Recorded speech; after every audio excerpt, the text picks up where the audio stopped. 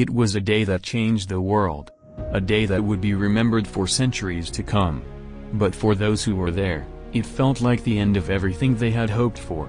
Jesus of Nazareth, this man who had taught about love, forgiveness, and a kingdom unlike any other, was about to be sentenced to death.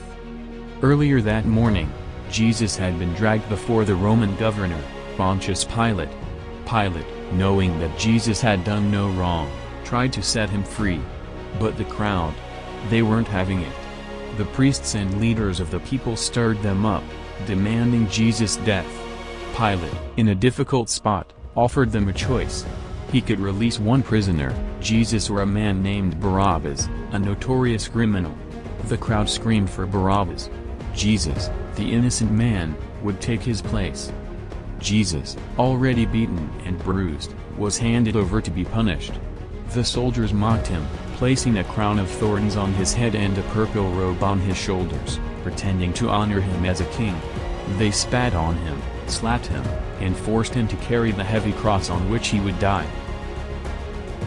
Through the streets of the city, Jesus walked, carrying the cross towards a hill called Golgotha, the place of the skull. His body was weak from the flogging, the humiliation, the blood lost. But he kept going. Along the way, a man named Simon, from a town called Cyrene, was forced to carry the cross for him. Jesus couldn't bear the weight alone.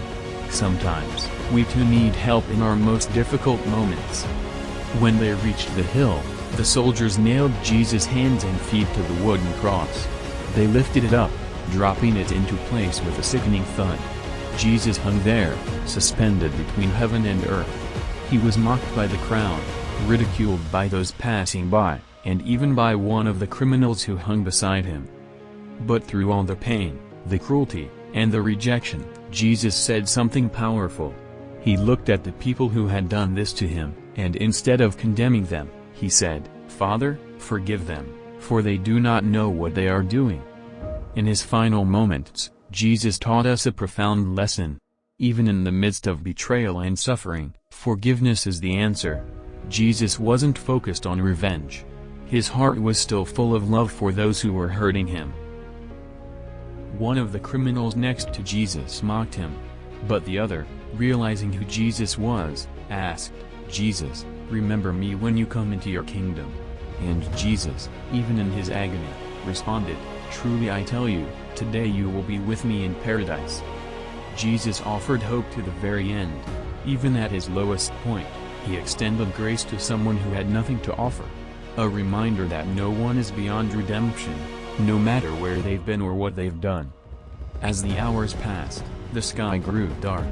The earth trembled. And then, at the very moment when Jesus could no longer bear it, he cried out, "It is finished." With that final breath, he gave up his spirit. At that moment, the world seemed to stop. The curtain in the temple, which separated the people from the presence of God, was torn in two. The earth shook, and the soldiers at the foot of the cross, witnessing all that had happened, were struck with awe. One of them even said, "Surely, this man was the Son of God." Jesus' followers were devastated. Their hope had died with him. But little did they know that this wasn't the end of the story. In that moment, Jesus had conquered the greatest enemy of all, death. And in 3 days, he would rise again, bringing with him the promise of life and hope for all who believed in him. The crucifixion of Jesus was the ultimate act of love and sacrifice. He laid down his life so that we could have new life. And though he suffered, it was through his suffering that the world would be healed. The story doesn't end at the cross. It continues with a resurrection. But that is a story for another time. For the next video, please subscribe, comment, like and share the video to help the channel grow. God bless you.